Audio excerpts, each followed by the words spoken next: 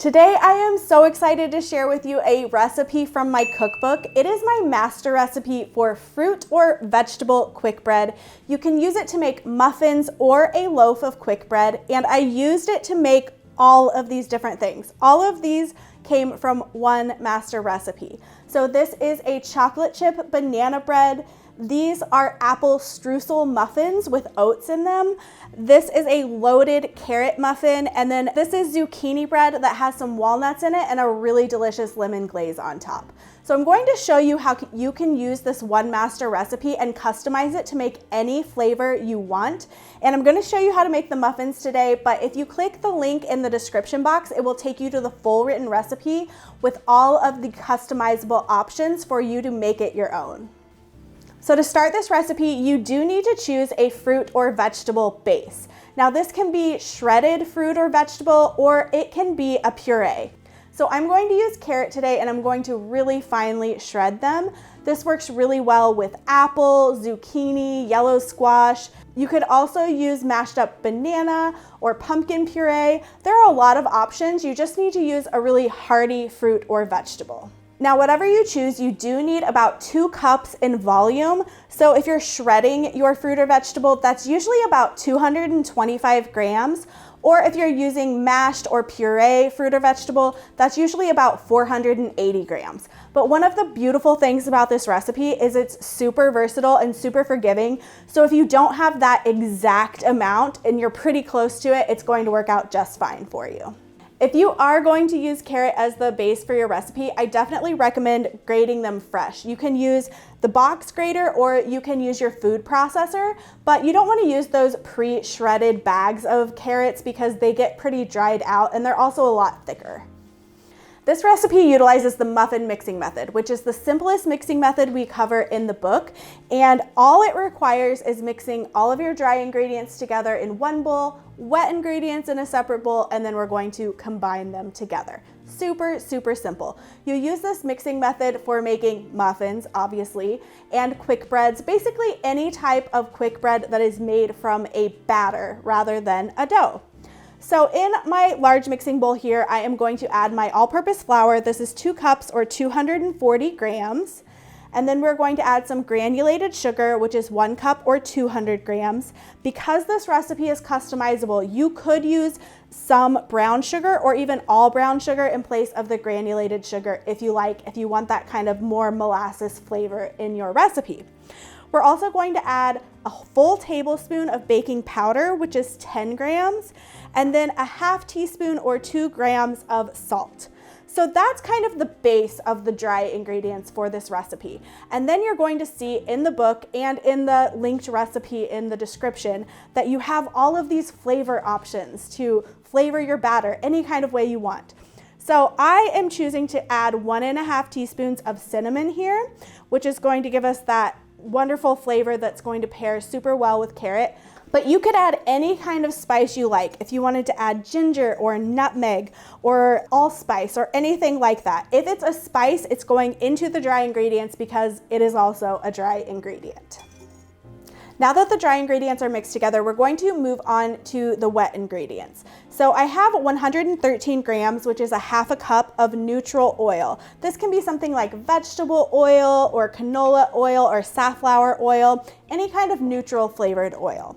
Next, we are going to add 85 grams, which is 6 tablespoons of milk. And this can really be any percentage or even non-dairy milk, just whatever you have on hand. And then we're going to add 2 large eggs. Now, it's pretty important for the eggs to be at room temperature for this mixing method because we really want to make sure they're going to very cohesively mix into our batter. And when the eggs are at room temperature, they're just going to more readily absorb into the batter.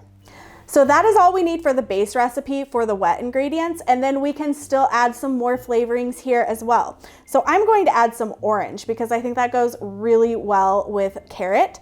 So I have 1.5 tablespoons of orange zest, which is really going to give it that pop of orange flavor. And then I also have 2 tablespoons of orange juice.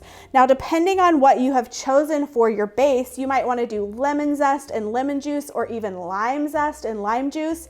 All of those things would be delicious. So I'm going to go ahead and lightly whisk this together. And then I also like to go ahead and add my fruit or vegetable base into the wet ingredients because there's typically quite a bit of moisture in our base. And if you are using a shredded fruit or vegetable, a spatula is probably going to work a little bit easier to mix this in. So the next step in the muffin mixing method is to just mix our wet and dry ingredients together. Such a simple method. I love teaching quick breads and muffins for beginner bakers because they're so comforting and they're so quick and easy to make. So I'm using my spatula to just mix this together until it is just combined and moistened. We don't want to over mix here because that is going to make our muffins really tough and kind of chewy, and I don't think anybody really wants a chewy muffin. And this batter is going to be pretty thick here.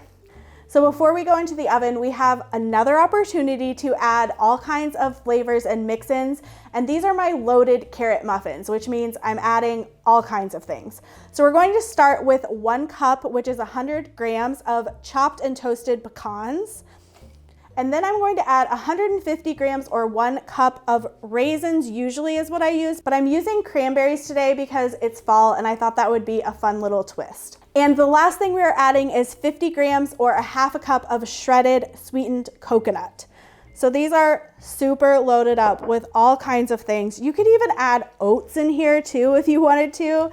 And in the written recipe, there is a flavor chart that gives all kinds of ideas of different things you could add to your batter, but it's not comprehensive. You can get creative and add different things that aren't even on the chart. This muffin batter smells incredible. I cannot wait to taste it. And now we are just going to load it up into our muffin tins. You're going to fill these pretty full. You want to leave just about maybe a ½ inch from the top. And depending on how many mix-ins you chose, this is going to make more or less muffins. Because I really loaded these up, this is probably going to make about 18 muffins. But if you don't choose to add a lot of mix-ins, it maybe will only make 12 muffins. We're going to bake these at 400 degrees Fahrenheit for about 16 to 18 minutes. I like the higher heat when I'm making muffins because it really helps them spring up really quickly and get that really pretty dome on top. And I may sound like a broken record here, but this is another time when you can add more flavor. If you wanted to add a topping to your muffins, you could do a streusel topping, or you could even sprinkle some coarse sugar like turbinado sugar over the top, or you can just leave them plain and maybe you want to add a glaze once they come out of the oven. I really hope you enjoyed today's video, and I want to challenge you to use this recipe to make something of your own. If you do, please let me know what you made and how it turned out. And this is the main feature of my cookbook. All of the recipes are master recipes and they're completely customizable. So I'll also leave the link for ordering the book down in the description. And feel free to ask me any questions you want in the comment section. I do my best to answer them. And I'll see you all next time with another recipe tutorial.